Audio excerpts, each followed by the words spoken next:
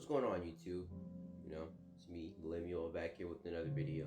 As you can see, I've got another face change. We got a different Dewey. No more hamster rope. Got a you know normal normal hoodie on.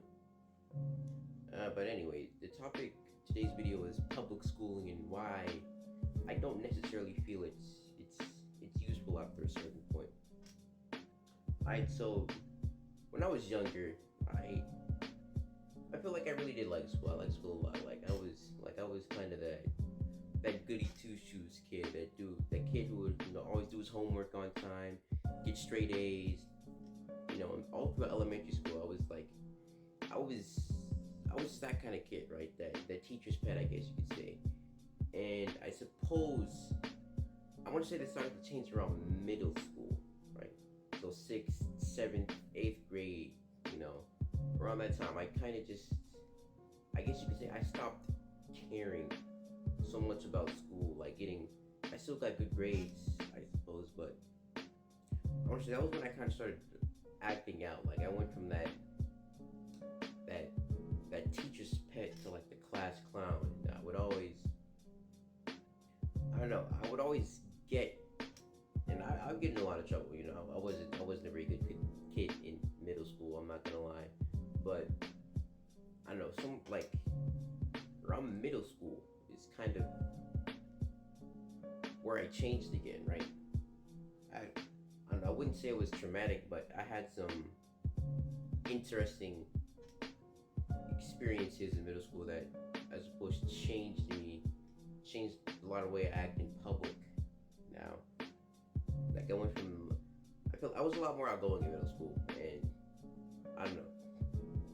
I had a lot of problems with teachers and like I don't know. Yeah, most of the teachers and staff that would really just I felt antagonized in that environment.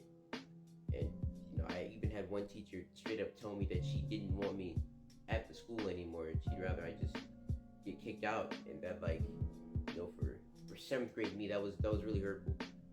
And that kind of messed up my little seventh grade brain.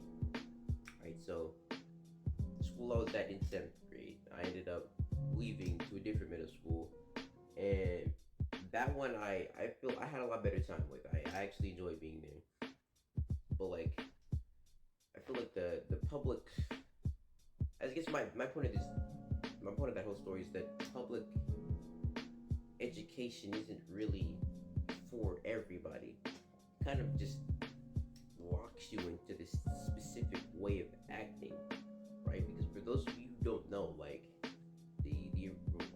in America, I'm not sure about if this is the same for in other countries, but in America, the whole idea of public schooling was to prepare young people to work in factories, right? That's why you have kids I don't know, back in elementary school there was this system where you would get stars, or you would go from green to yellow to red depending on how you acted, right? So the kids who did good, they get green.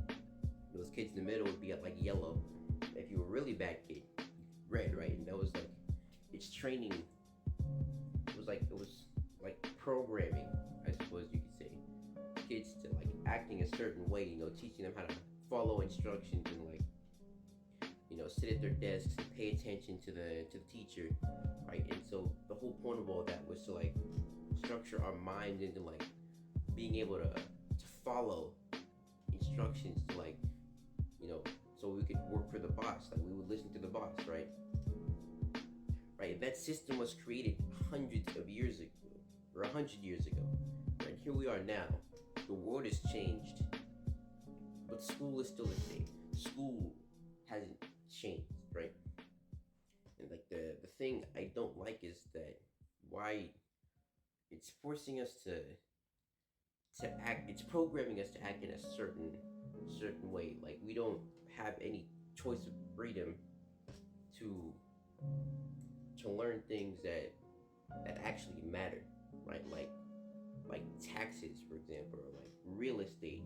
Things that could actually help in the process of becoming from switching from a teen to a young adult, right? And so it's just